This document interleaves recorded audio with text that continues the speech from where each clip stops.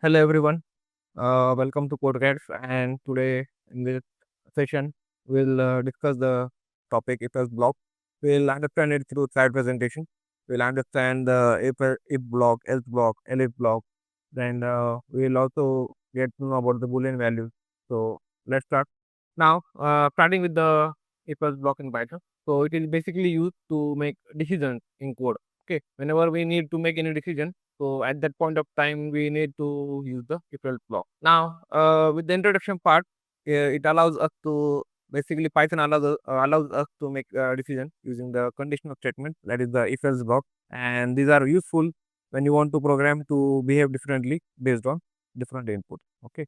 Now, for example, if you see here for the if block, I mentioned the if, and after that I have mentioned some condition. So if 5 is equal to 15 divided by 3, which is 5, so these both values will be equal. So what we will get if the if block if the condition of the if block is satisfied, we will get the print hooray, and we got the output hooray, right? So if, and then there will be the condition, and after this condition is satisfied, then we have the conditional code to be executed. So this is the if statement. Now the if statement takes the condition, and if the condition is true, then it runs the code under it. So as you have seen here, this condition is satisfied, so it is true, and then it runs the code under it. So if statement is also very important. And next, we'll see that the if condition directs the program's execution flow based on whether a specific condition value will evaluate to true or false. So whenever any condition, like here we have mentioned, that if the condition was satisfied, then it is true, and then the code below it has been run. So if the condition within an if statement is false, the program bypasses the associated indented code block. So if this condition was not satisfied, then what would have happened? This print would not have been executed. If there was suppose 18 here, what would be the answer? So 18 divided by 3 would be 6, and which is not equal to 5. So the if condition would have been not true. It would have been false. So print array would have not been printed. Now, following the evaluation of the conditional program execution resumes at the next sequential instruction after the if structure. So generally, if the if block is not executed, if the condition is not satisfied, then this what we can say, this below code will not be executed under the if block, and then we'll move on towards the next condition if it is satisfied or not. So here's an overview of the if statement. So we have the condition, and if condition is true, then the conditional code will be executed, and if the condition is false, then we'll move on towards the next condition. That is the if statement. Now next is the else statement. In this, the else block runs only if the if condition is false. So if our condition is false, then the if block condition will not be executed, and then we move towards the next condition, and which is what the else statement. So after the if condition is not satisfied, then we'll go towards the else block.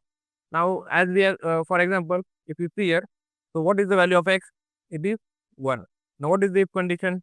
If x is greater than 3, is it true? Is 1 greater than true? 1 greater than 3? No, right? So this condition is false here. So the below code, that is the print case 1, will not be executed. And so if the condition is not satisfied for the if block, then what will happen? We'll move towards the next condition or towards the else statement. And what is in the else statement? We have print case 2. So we got the case 2. And this is the syntax.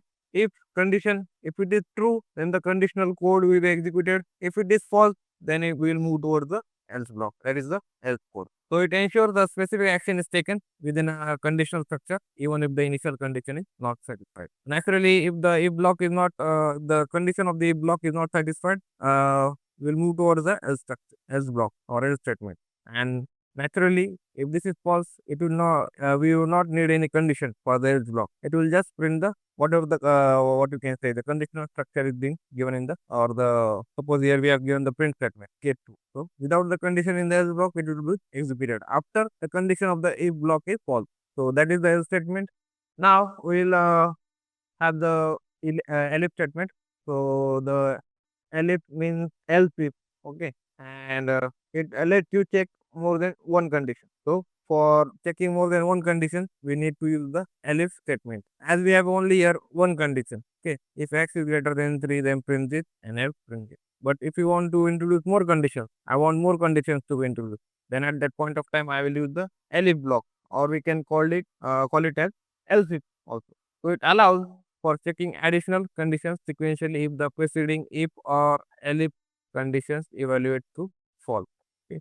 So if the previous conditions are failing, then we need to move on towards the next condition. So at that point of time, we need the elif statement. Now, multiple elif statements can be utilized to create a chain of mutually exclusive conditional check. Now, we can use multiple elif statements.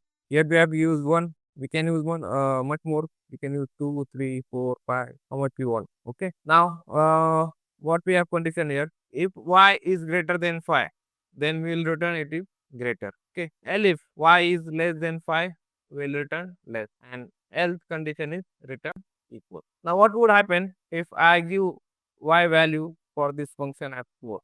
Okay, listen carefully. So, if I pass value of y is equal to 4, then what will happen? First of all, we'll move towards the if statement. So, if 4 is greater than 5, is it true? Is this condition true? No. So, the below code will not be executed. Then we will move towards the next block, that is the elif block. Now, is 4 less than 5, right? This condition is satisfied, and so what will happen? It will return less. So, we will get the print statement as less, and the else block will not be executed. Now, what will happen if I pass the value of y is equal to 5? So, first of all, we'll move towards the if block. If 5 is greater than 5, is it true? No. So, the below code will not be executed. Then we'll move towards the elif block. Is 5 less than 5? No. So, it will not execute this block also. That is the return less. Then it will naturally go towards the what? Last block, which is the else block. If these two conditions are not satisfied of the if and elif, then naturally we will return the equal. So, if 5 equal to 5, yes, so we have satisfied with the else block and we will return the equal statement. So, that is the elif statement. I hope you guys are understanding, and we will see more if elif else block statements in the implementation part also. Now, elif we have that computer programs execute instructions sequentially, proceeding line by line from top to bottom. So as you can see here, we are moving from top to bottom. So in Python, generally we go sequentially from top to bottom. And this ordered execution pathway is formally known as the control flow, guiding the computer step by step processing. So the if else block or the if elif else block which we have find or learned, it is also known as the control flow because we are executing it step by step and it is sequential process. So we'll see the control flow of the elif block.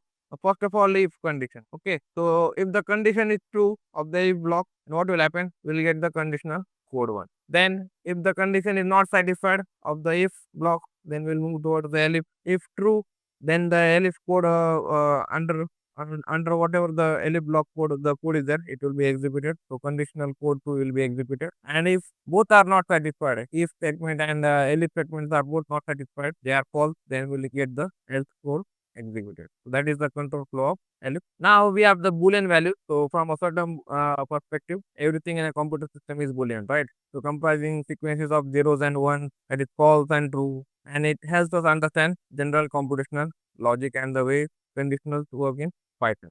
Now, you see here, I've given x value as 2, and for the if statement I've mentioned, if x is greater than 4, will print correct, and else will print incorrect. So what will get the answer?